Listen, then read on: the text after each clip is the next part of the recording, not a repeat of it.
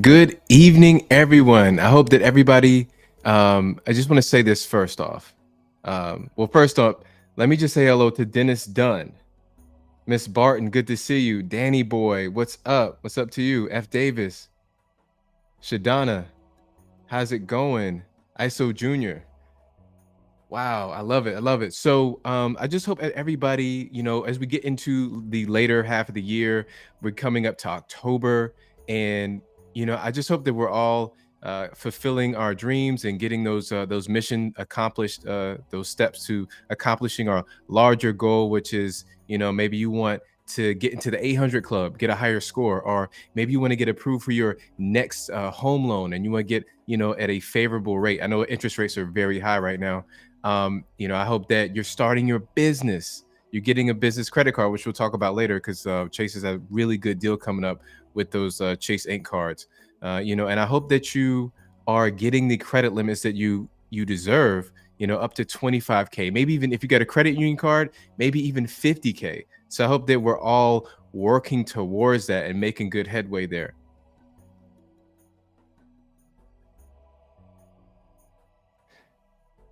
Cheryl, I see you.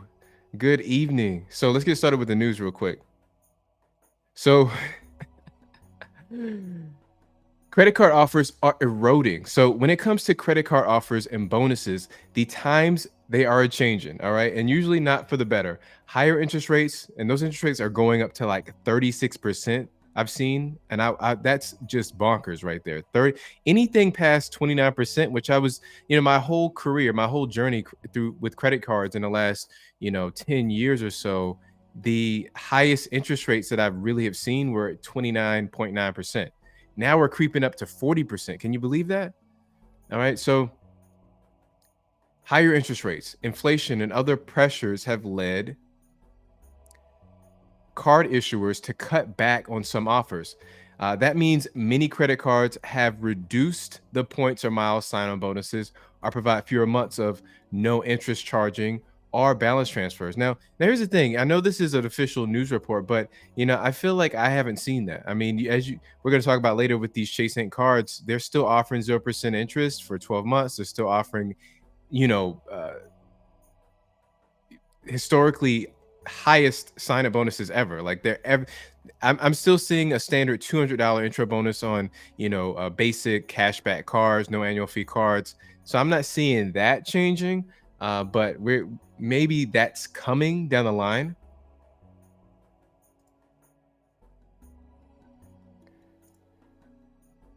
All right, next, let me get this off the screen real quick. Let's pull you over here.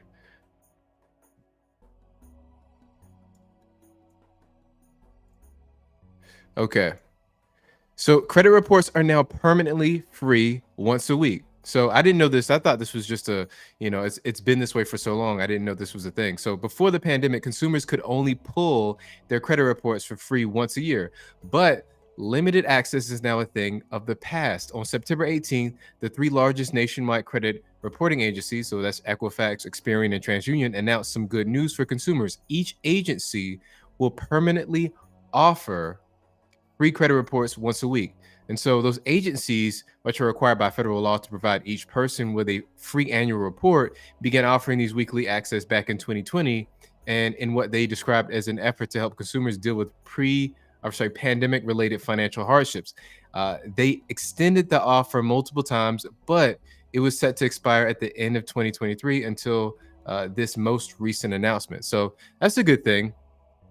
I've noticed that there's these kind of alliances that have happened where you can actually get your free FICO score. In the years past, it was kind of hard to get your FICO score. You almost needed to pay for it. But now, so many different credit unions and just a few of the commercial banks and some other places, you can go to MyFICO, you can go to Experian app, and they'll give you one of those agencies' FICO scores, but at least you can put them together. You can kind of cobble together all three FICO scores if you want to. And that's another reason that I always stress diversifying who you bank with, because guess what? When you diversify, you get access to even more features and amenities. So if you had trouble getting all three FICO scores, maybe you're missing one, then your bank of choice or the bank that you're doing business with will provide that for you most likely.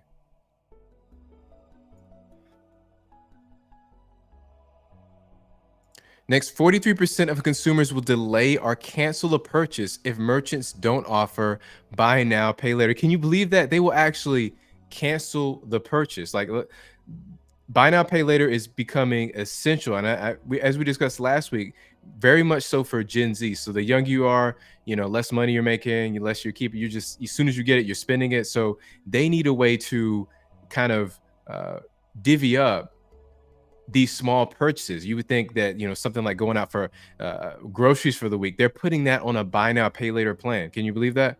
So, as consumers become increasingly accustomed to convenient and flexible payment options, buy now, pay later as a payment method has gained significant popularity both among consumers who can spread retail purchases in several installments and merchants looking to prevent cart abandonment and sustain sales. So, if you don't know, cart abandonment means that somebody just puts things into the cart and then just says, you know what, for whatever reason, in this case, it's going to be, I can't afford this and I don't have a way to pay for this right now. So they just walk away. So they just basically have, a little bit of regret before they actually make the purchase, and they just walk away from the cart they put together, even though they had all intentions of making the purchase.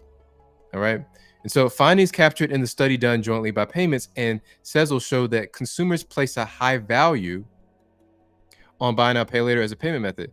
So much that nearly half of buy now pay later users would delay or cancel a purchase if a retailer or merchant did not provide it as a payment method. So this sentiment was shared by 28% of both millennials and Gen Z. So that's me too. I'm millennial. So I'm throwing in there as well, highlighting the importance of buy now pay later for younger consumers. Similarly, nearly 26% of baby boomers and seniors also said they would cancel their purchase if buy now, pay later was not available. Wow. So, they have to really designate what are these purchases for. So we're talking about, above $1,000 purchases. So for example, we bought a dining table. That's, easily above $1,000. You go to Wayfair or something like that. You can easily be paying multiple thousands of dollars for these purchases. So in that case, I understand if it wasn't available, a lot of those transactions would not happen.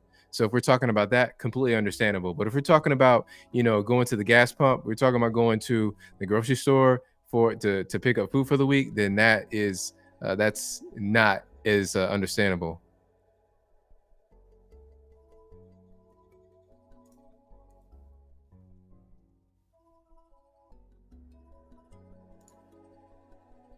Internet.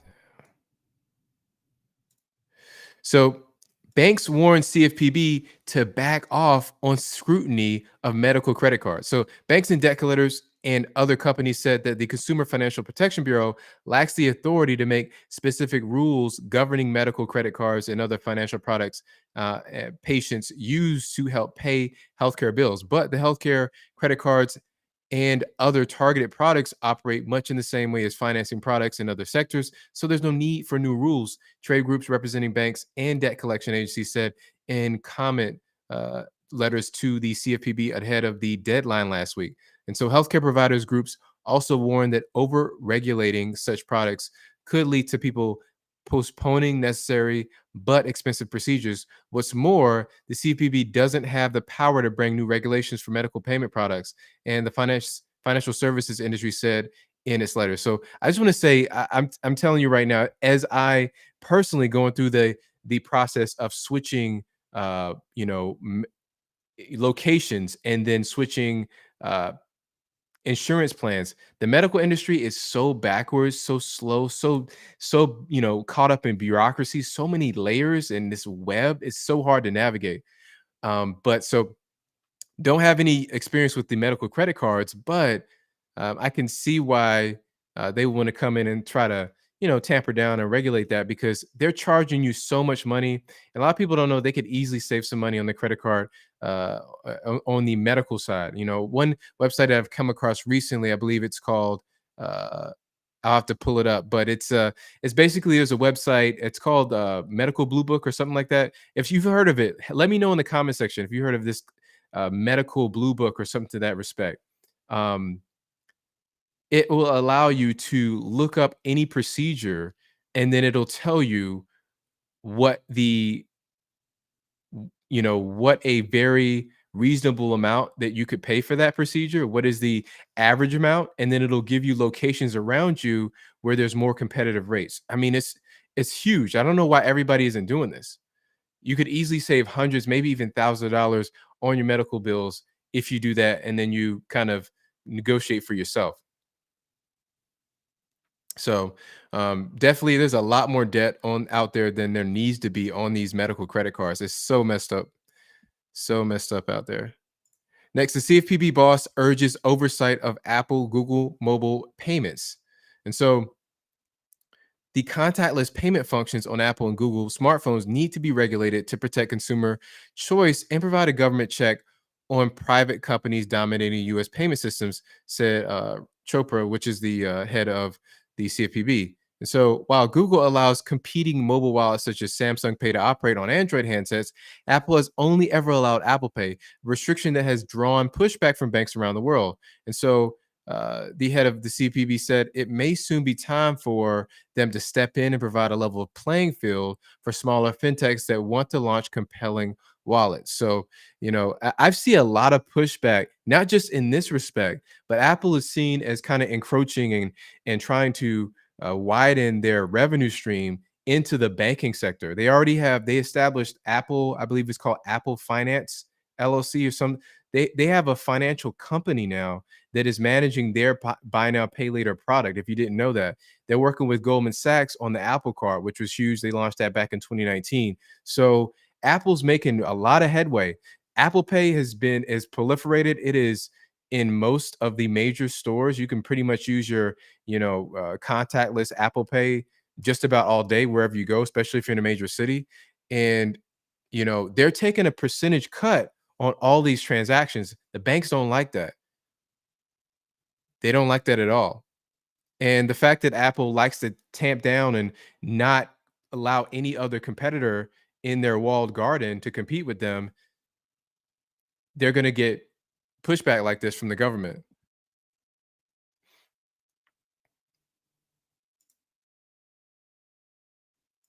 Next, the CFPB outlines requirements for lenders using artificial intelligence to deny credit. So this is the world we live in now, guys, and that we have to actually worry about artificial intelligence going forward.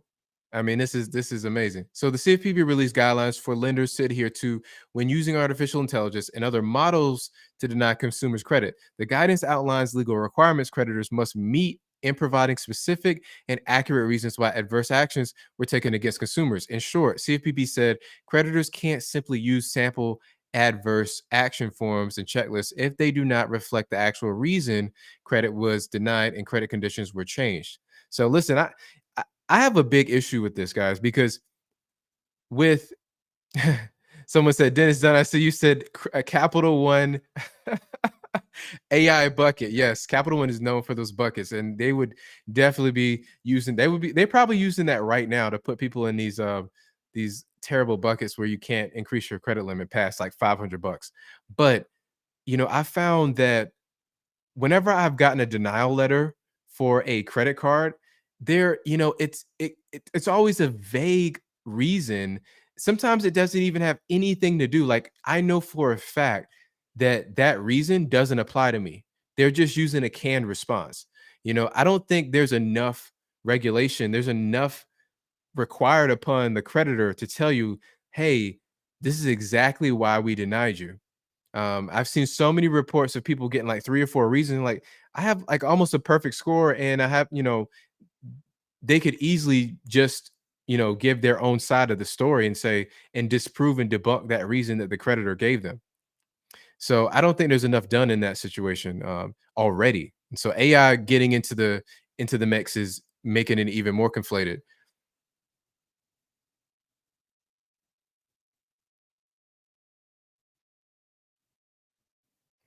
But back to Capital One, Capital One is known for using AI algorithms or just their computer models for all the decisions. If you don't know, so if you have a Capital One car and you've been put in a bucket, you'll put a B in the comment section right now. If you have been put in a bad Capital One bucket and you can't grow your limit, put a B in the comment section so I can see how many people are out there like that. And they're known for just looking at the computer. There's no, reconsideration line that you can call. If you call back in, they may give you some lip service and say, "Hey, I hear you, and we'll look into it." But they're inevitably going to come back and just tell you, "Hey, the computer says that we can't do nothing. We can't do anything for you." You know? Wow, we got F. Davis, Dennis Dunn, Lewis Brown. Wow, Tony Evans, Chevy. Yeah, Capital One is infamous for that. They are infamous for that. I feel for you guys. The moment that I discover a reliable way, or even close to a reliable way of getting out of that bucket without doing something drastic, changing your behavior in some huge, in some huge way, I'll be shouting that from the mountaintops. I'll be making multiple videos about that. You should know. Wow, we have so many people getting put into the Capital One bucket. Yeah, $500. That's crazy. Rudy Sarah said $500 is their credit limit. That is insane in a bad way. Wow.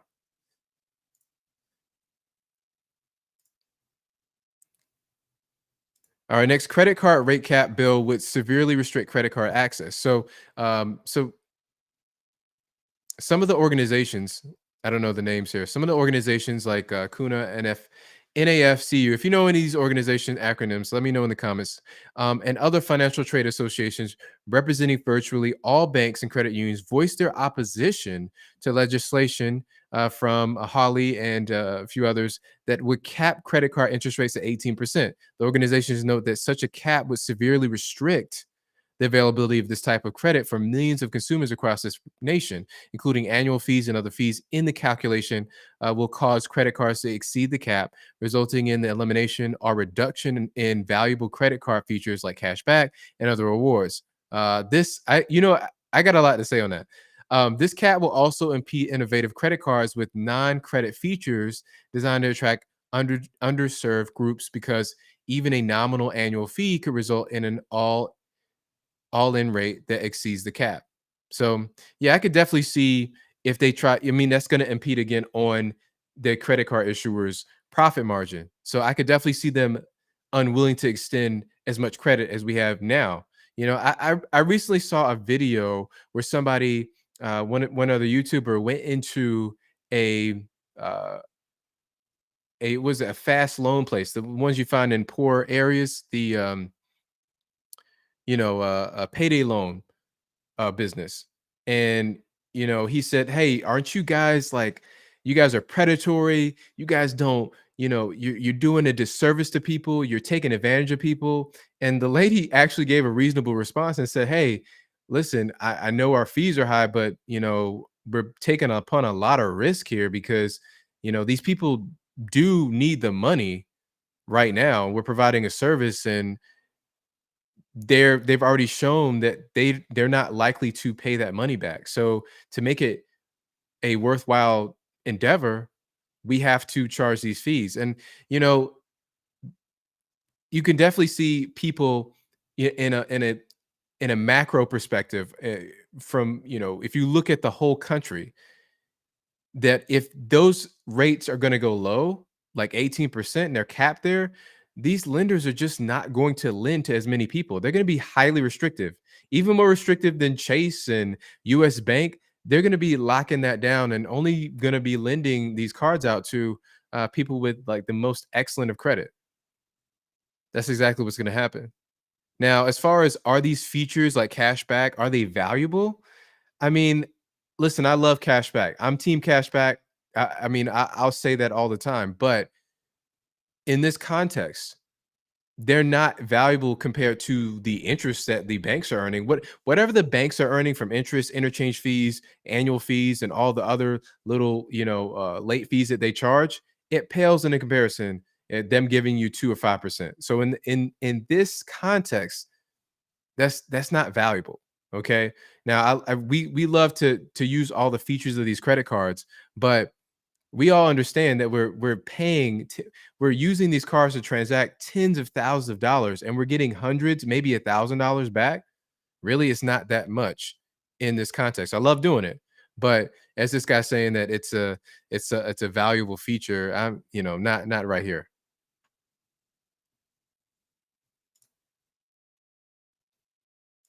Next, Costco.com will stop accepting Discover cards as of November 15th. So if you shop at Costco, this might be a big deal for you. So Costco accepts Visa credit cards in stores, right? So they only accept Visa cards in their stores. For now, but for now accepts Visa, MasterCard, and Discover on their website. How convoluted of a system is that? Right? Like you could be a Costco shopper. That's kind of making me like glad that I'm a Sam's Club shopper right now because they don't do that. I can use whatever card I want. It's just a big box store, and I use my Visa Venmo card to get 3% cash back at box stores. That codes as a grocery store. That's a hack for you. But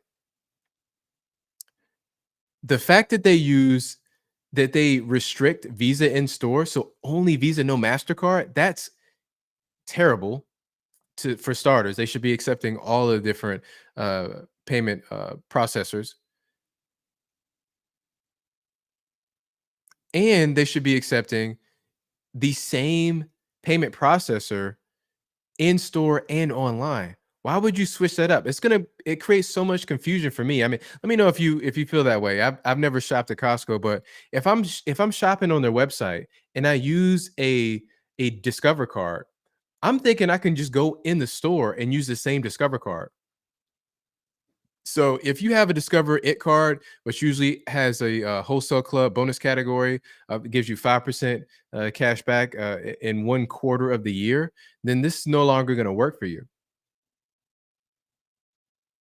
So this is, I feel like this is a bad move on Costco. I mean, why? Again, I mean, it's just bad on all fronts. One, you're constraining your in-store purchases. You also have your in-store and your online purchases being different. There's an incongruency there. Now you're changing up what you accept. Just accept all the payment processors everywhere, everywhere.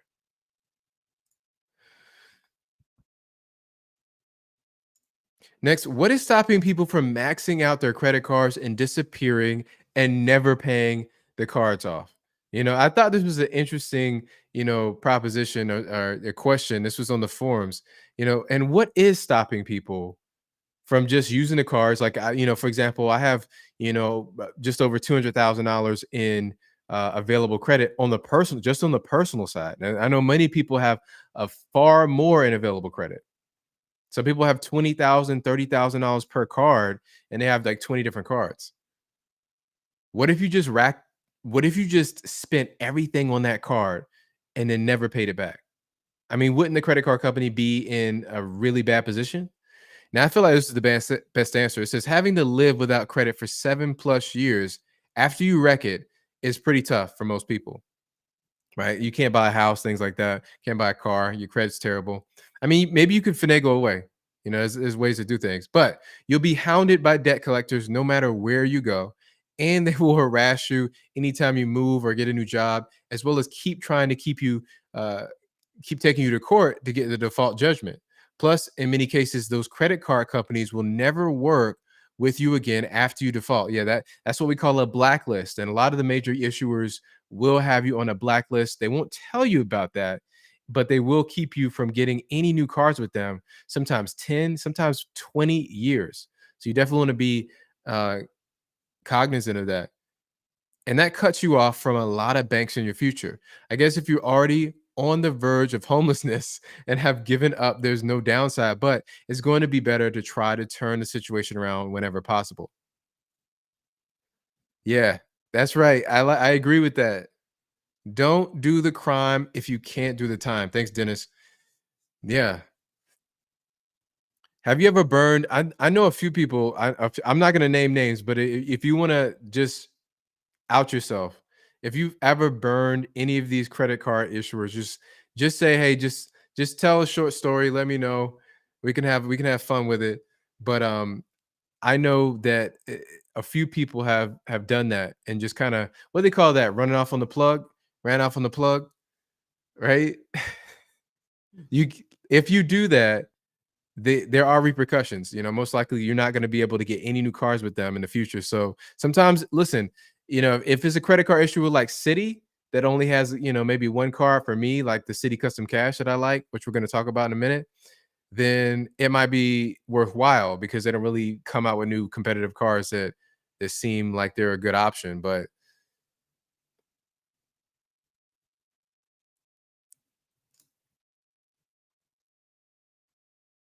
next, the City Custom Cash hack is over. It's dead.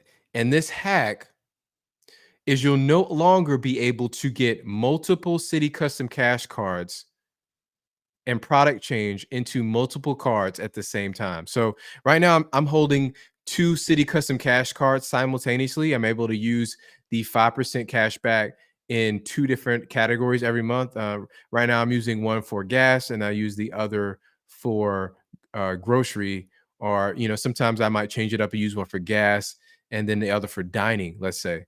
And so it's nice to be able to do that because now you're able to earn a maximum of $50 just on those two cards per month, which is amazing. But now they're saying a lot of reports from people are saying that you can no longer do that.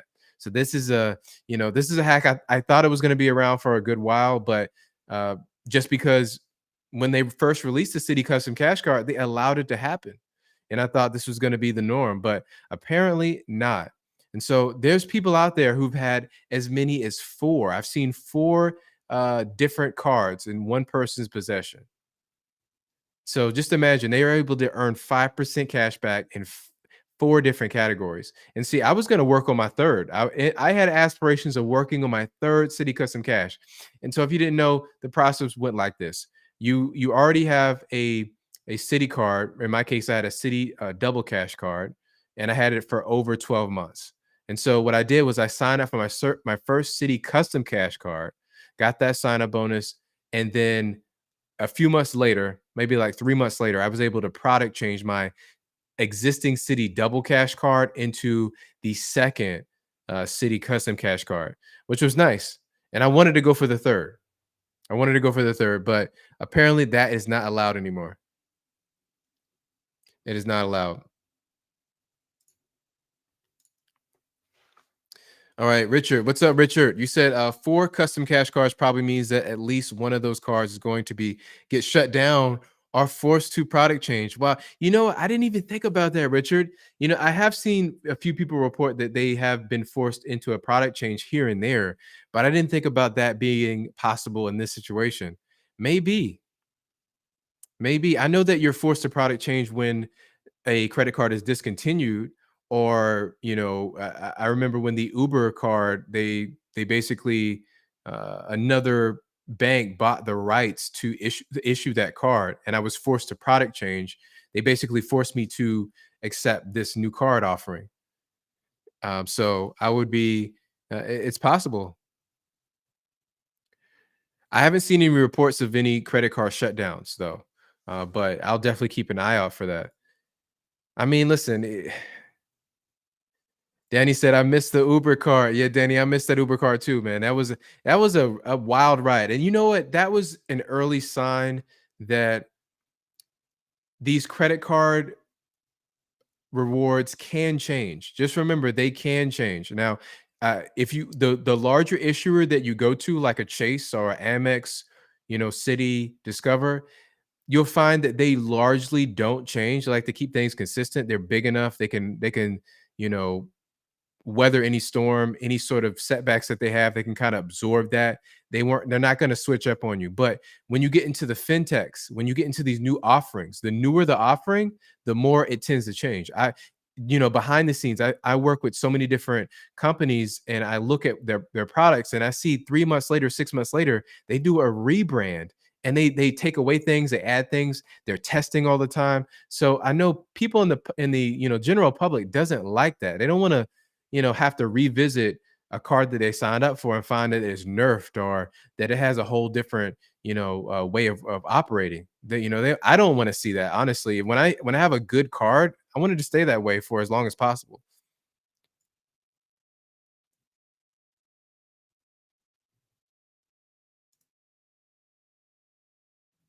But yeah, that's this City Custom Cash card. Hack, I was listen, I was talking to everybody about this hack. I was like, listen, you can go get you three different City custom cash cards, but apparently that is now over. Now you can still do the same thing, the same process with the US Bank Cash Plus card. A lot of people don't know about that, but that is still a thing. Now, next, I definitely wanted to talk about the Chase Ink business cards. Now, this is a card that I actually am wanting. I signed up for this card. I'm still in the process of getting this card. I'm gonna let you know. I'll keep you updated on whether I get approved for this card. This is a Chase Ink Business Unlimited. And so you're going to earn a $900 sign up bonus after you spend $6,000 on purchases in the first 3 months of account opening. So this is huge. This is almost $1,000. Just think about what you could do in your business.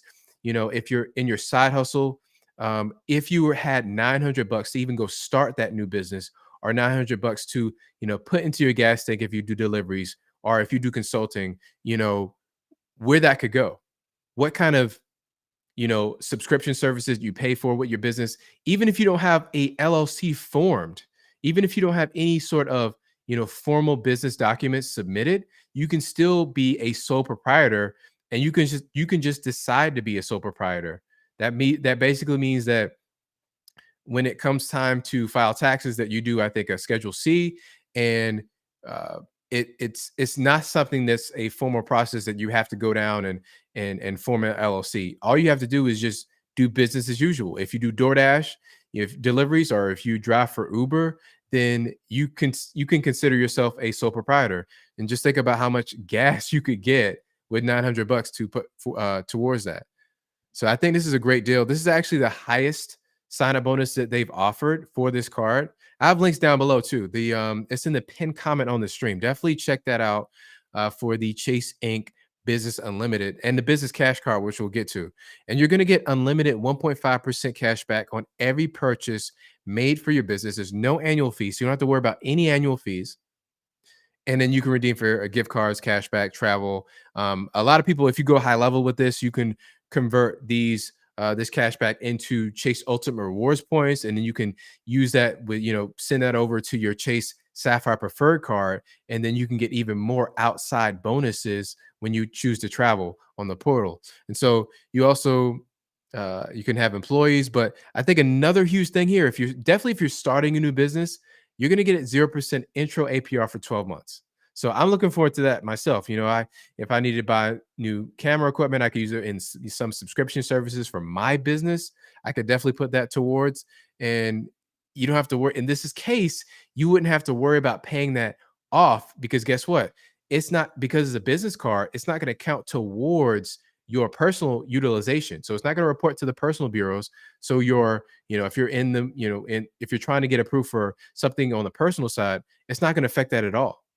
It's not going to negatively impact your score at all. And you're going to get 900 bucks, and you're going to get to use that money in for a complete 12 months without paying interest on it. So definitely a huge deal there. Um, and then the Chase Ink Business Cash Card has the same deal. You're going to earn $900 bonus cash back after spending 6,000 in the first 3 months. And with this card, you're going to earn 5% cash back on the first $25,000 spent in combined purchases at office supply stores and on internet, cable, or phone services on each account anniversary year. And you're going to earn 2% cash back up to 25,000 on gas stations, restaurants, for every year, and then 1% elsewhere. So, and then you still get the 0% introductory offer too. Can't forget about that.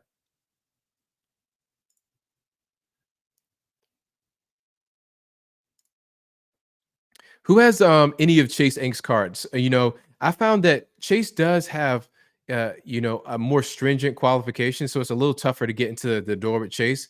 They want to ask for everything. I had to submit one document of my articles of organization just to verify like my business location and things like that. But if you're, I believe if you're going to sign up as a sole proprietor, you just be using your home address, and it'll probably be a simpler process for you. But I found that if you're worried about the Chase 524 rule, that Chase have has shown throughout this year, but especially back in December, they offered a pretty high sign-up bonus as well.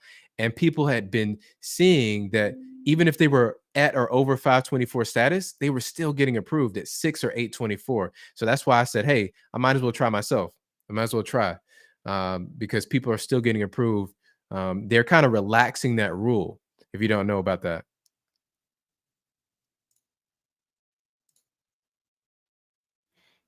So I want to know has anybody been approved for a credit card in the past week? If so, which one? Have you got a credit limit increase?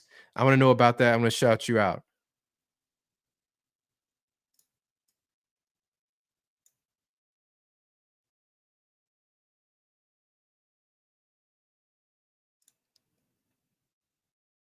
And if you haven't yet, go ahead and like this stream. If you want to see more live streams just like this, hit the like button. I do this every Sunday at 7 p.m. And you can come back and we can talk. We can engage in the comment section. A lot of information here from a lot of seasoned veterans in the credit card community here in the comment section.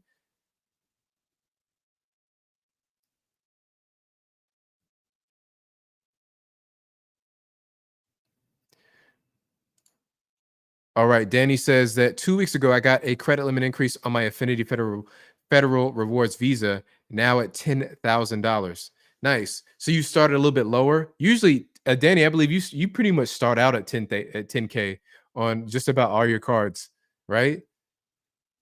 But either way, congrats on getting approved or getting that credit limit increase with Affinity. Now, Affinity have that? I believe they have some sort of 3% cashback card or 2.5% cashback card. I've seen that on the forums a bit, but I know there was a catch to that. There was some sort of catch. Dennis Dunn said, "I got a PinFet Platinum Rewards at 3,500 bucks." Nice, Dennis. I found that I got approved for a my US Bank business card at 3,500 bucks. And the problem was that I wasn't able to get it. I need a higher limit than 3,500 myself with on the business side. I found that it was too restrictive to actually earn the sign up bonus. So always be aware of that. That's a little caveat.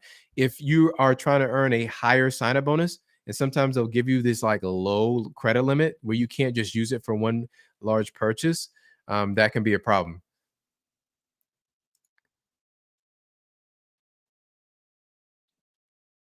SL, what's up? You said I have a Capital One Venture X. I love the way you spelled that. I still understand what you meant there. Capital One, that's the shortest way to spell out Capital One Venture X, a $20,000 limit. Congrats on that, SL. And you're another example of why that shows that Capital One does give out high limits. A lot of people don't know this. They think Capital One on the subprime side, Quicksilver card, got a $500 limit, but Capital One will give you a high limit on their Venture X card. Some people get 20K, some people get 30K even. So congrats on that. All right, we have Santos says, I got the BJ's MasterCard from Capital One with a $5,000 credit limit. Listen, congrats, Santos. Congrats. That's really good to hear. Did you get some sort of in-store discount? Did you get like 25% off or you get $50 at least? I hope you did.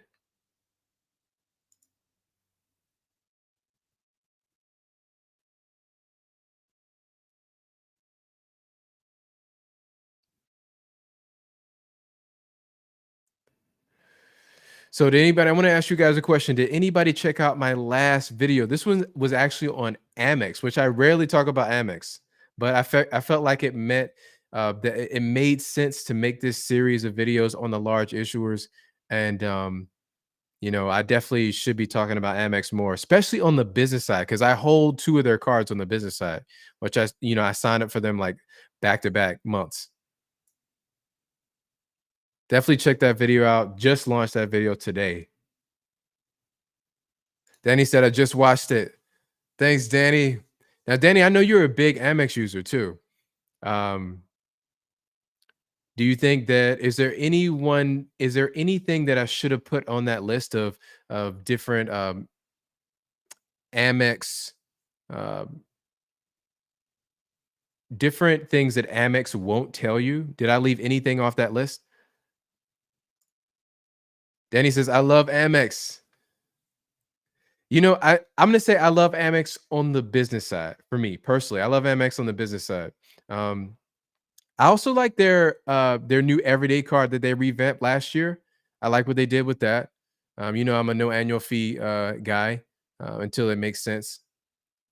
You know, I know you're a big proponent of the Blue Cash, the everyday Blue Preferred. Correct me there. Amex has the longest names for their cards, I swear.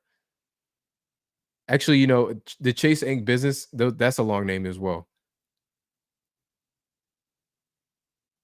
Yeah, business SL says the business side is awesome. Yeah, they do a good job. I have to give it to them. I really do. I have their Amex Blue Business Cash Card. I have their the Amex Amazon Store Card, which is done well for me. Definitely like that. I love the fact that it will automatically redeem that 2% cash back on the Blue Business Cash Card. Really like that feature.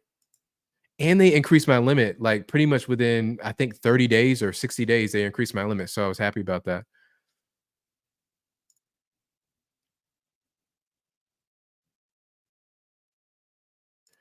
Alright, Chevy, thank you. You said, "I thought there was a lot of good info in your Amex video." Appreciate that.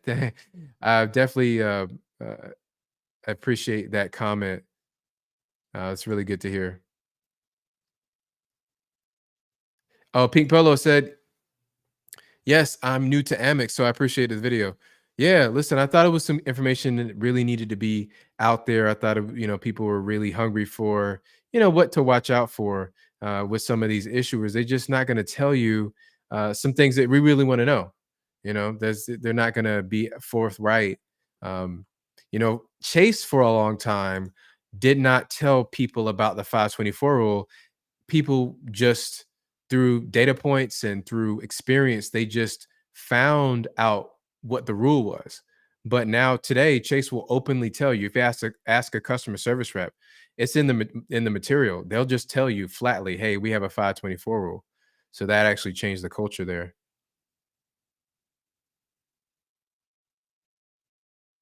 So this is interesting. Danny Boy says, and of course my two golds and green cards. So when you say two goals, you have one business and one personal goal, and then and the same for the green cards. The gold card has a cult following. Let me tell you, it's amazing. I have rarely found anybody say something bad about the gold card. I think, and it makes sense because you're earning what, 4x points on some of the largest categories: dining, grocery, something else. It is a very compelling offer just on the earning side. Just on the earning side.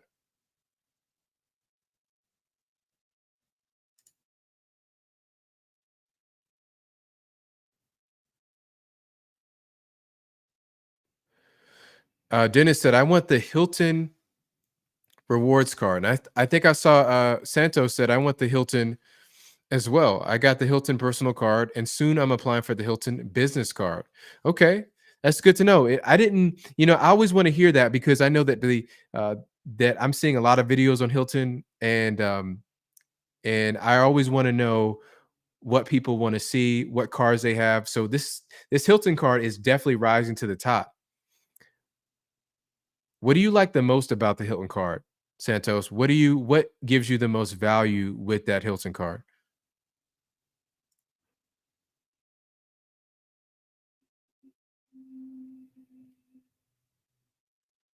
Cheryl said, "I have 5 Amex cards." Wow, you're team Amex through and through. Now, does it give anybody pause? I saw another YouTuber. I can't. It was in my newsletter. If you guys can remind me, I definitely sign up for the newsletter. He had all 6 of his Amex cards canceled. All right, that's crazy, right? Can you imagine, just like, and I think he was traveling overseas. Once he got to the country, he found that his Amex cards did not work. And after he finished his trip, he got back to the States, and all his Amex cards were just completely shut down. That's a scary thing to have to meet. So Santos says 10x points on hotels. Yeah, that's pretty big. So now I'm guessing that I have to review the rewards, but I'm guessing that 10x points is not just on Hilton, but Hilton has like a network of different hotels in there. Maybe it's thousands of different hotels that you earn 10x points in. And listen, I think it really matters what season of life you're in. Are you in a traveling phase of your life? Do you like to stay in hotels? I think personally, and listen, I'm just speaking personally. I found myself going for Airbnbs more often than hotels, but hotels definitely have a place, definitely on short notice. Um, but that's good to know that that's the main value proposition that you like is the 10x points on hotels. I'll definitely be looking more into that.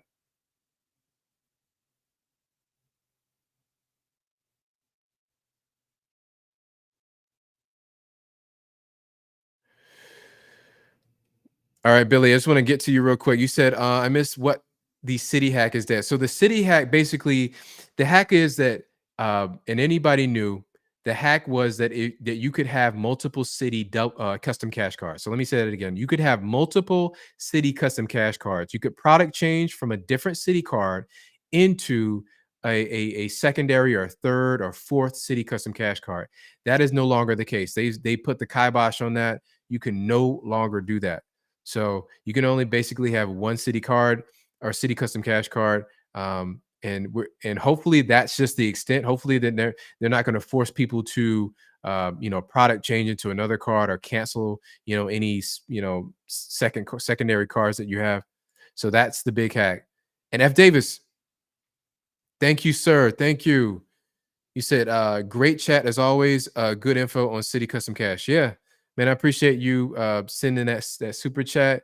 Man, you've been with me from the beginning, basically. I really appreciate you being there.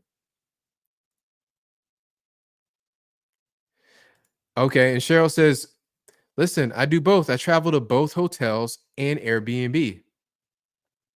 So listen, I think and Cheryl, you saying that reminds me of the fact that the hotel industry, is like lobbying and trying to get Airbnbs kind of shut down. But a lot of people have done studies and found that there's a lot less overlap between the business of the Airbnbs and the hotels. They kinda can coexist. I think the pie just got bigger, and I think you're a good example of that. There's sometimes when you choose to use an Airbnb, maybe if you're doing a family trip or, you're trying to do maybe a small party, an intimate party, then you could do an Airbnb, right? And then if it's like a custom stay and, then you could do Airbnb, but hotel might be a more, the night of, or if you have to be in the middle of the city, then hotels are going to be much more available. Like you go to, into New York City, hotels rooms are going to be the way to go every day, you know?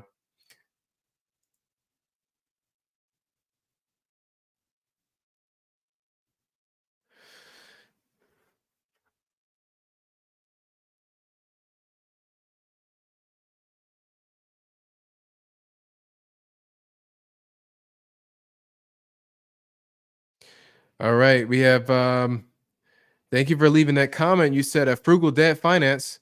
Welcome to the channel. I think it's the first time I've seen you. Any chance that Chase Sapphire Reserve will up the 60,000 bonus to 80,000? I remember they did that last year around December. Yeah, I think there's a good chance. From what I've seen of a few years of monitoring these bonuses, they definitely cycled them out throughout the quarters. They cycled them out, and it seems like they're on a yearly cycle for these different cards, and I've seen them what they do is they'll offer it in branch. So if you go in the Chase branch, you can probably meet with a banker, and they'll kind of, be able to pre-approve you or pre-qualify you there, and you'll get that bonus there first. But they move it online maybe a month or so. And these bonuses tend to last. I've seen maybe 90 days at the max. So I could definitely see Chase Sapphire Reserve uh, elevating to 80,000 points sometime this year. And remember, Fourth quarter is the biggest quarter. So most of the credit card companies want to get signups and they put a lot of their marketing budget in that fourth quarter. I've seen studies that say up to about 50% of the budget goes into that fourth quarter. So I'd be expecting it about that time.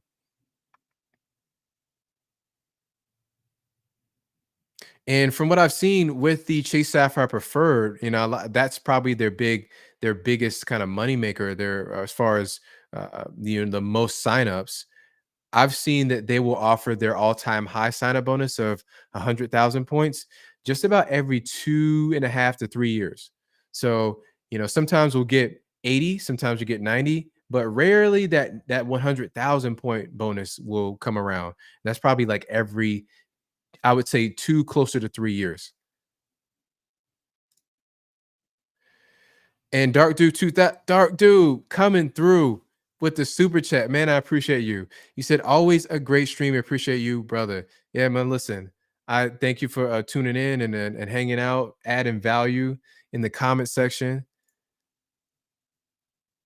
Wondering Doc, I see you. Wondering Doc, what's up? Oh man, I'm here. I'm feeling the love. Danny, thank you, sir. You said great stream, Cal. I appreciate that. I really appreciate that. That 4.99, I'm gonna get some so now that I'm in the South, okay, so I'm in Charlotte now. So I left New York, now I'm in Charlotte, okay? And just to keep the breakfast theme going, I'll get some Bojangles. I'll get a Bojangle biscuit with that. Thank you, sir.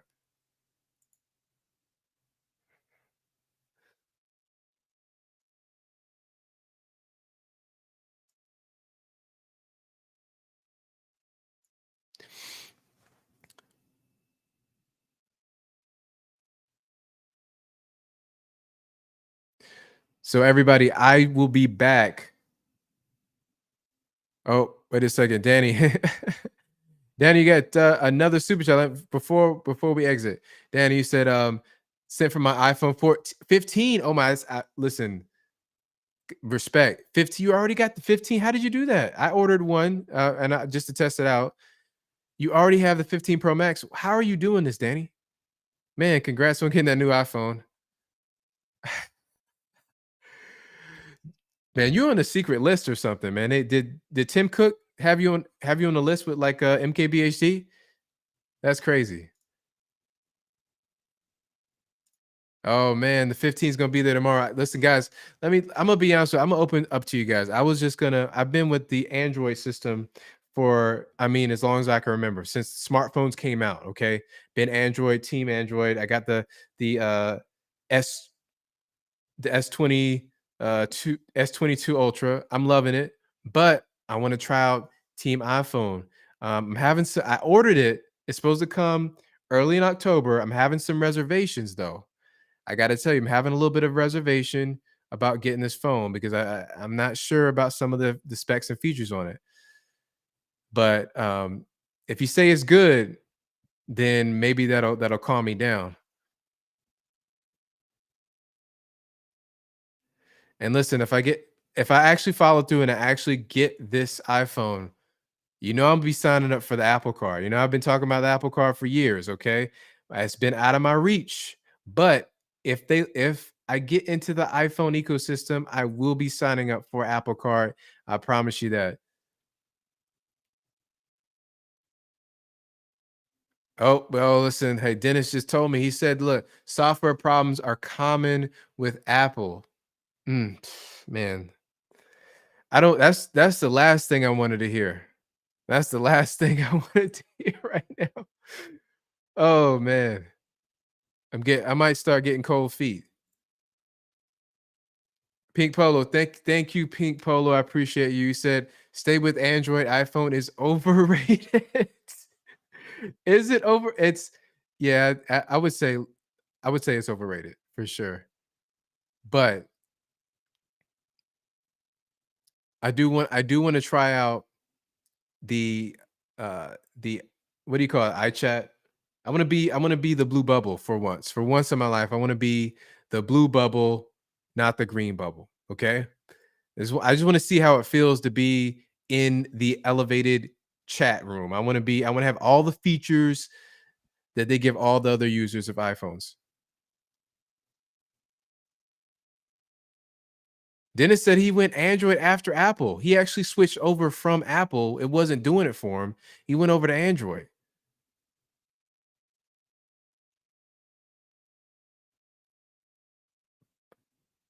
Oh, Chilsey said he just got the 23. Listen, I've been hearing a lot of good things about that 23 Ultra. I've been hearing a lot of good things, man. And I don't want to give up my fast charging. I don't want to give up my super zoom and getting into my phone quick. I can bypass the lock screen. I don't want to deal with some of this stuff that I've been seeing the iPhone does though. I'm conflicted. I'm a little conflicted. Oh man, there's a lot. You guys got money, man. You guys got money. He said, I got my 15 Pro Max Friday. Kamar, already? I think they just announced it like 3 days ago. My goodness. Congrats on getting that on that new iPhone. All right. So I just gotta say, who got the new listen, who else got the new iPhone? Just about half the chat got the new iPhone already?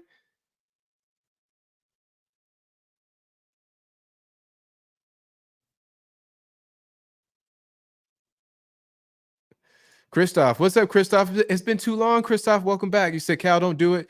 Don't do it 2 times. You will regret leaving a droid. So many more steps to do what takes a droid 2 steps. Okay, so you're saying it's going to be more steps involved in switching like settings and things like that. I saw something in a review about deep linking, like you can get into like the proper setting immediately after searching it. I don't want to give that up. I hope that's not a setback. Q Smith said, I got it. Doesn't ship until next month. Yeah, I'm in the same position.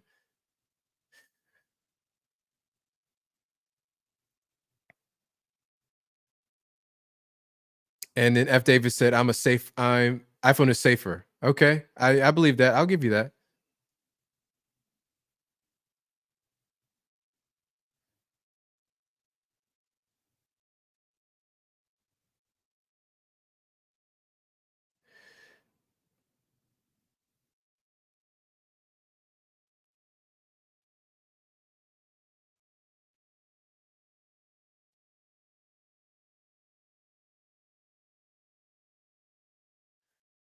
All right. So I just want to answer this question real quick. You said Quicksilver bucketed stuck at $1,100. So listen, that is definitely a lower bucket, Lewis. I would say some things to try. Definitely download. I have access to, if you go to my website, I have access to the credit limit increase cheat sheet. That's going to give you some strategies.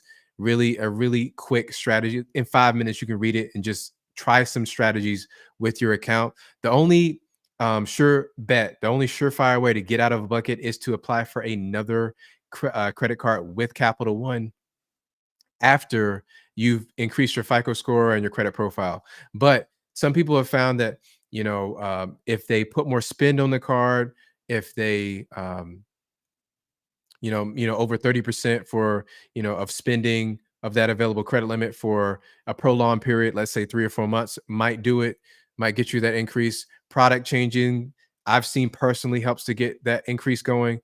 And then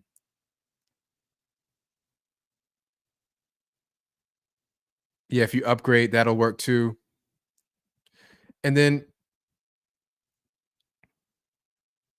also using some of the other features of the card. I found that what I always do, and this is a little bit of a hack, you can add authorized users. So if you have somebody that, a loved one that you trust, add them as an authorized user, just keep the card. They get the benefit of all your good payment history. I've seen that work personally. And credit card companies are pushing authorized users on you. So anything, I always try to reverse engineer what the credit card issuers are pushing, because guess what? If you do the activities and behaviors that they are advertising and marketing, that is showing them that you're doing those activities that they want to see. And so I've seen that act as a more favorable, they look at you more favorably when you actually perform those activities. So I would definitely look at whatever that is. If you see, maybe a balance transfer offer, or you see if they want you to choose an authorized user, definitely use the options that are, that makes sense for you. Also, check out the videos I've made on increasing your capital on credit card limit. I have a lot of other strategies that I've gone over in those in detail that I've personally done for myself.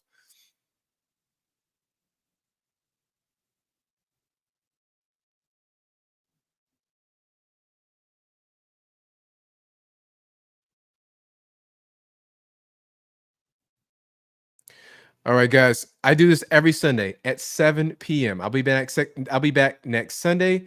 Definitely come hang out with me. Thank you guys for attending this live stream and have a good night.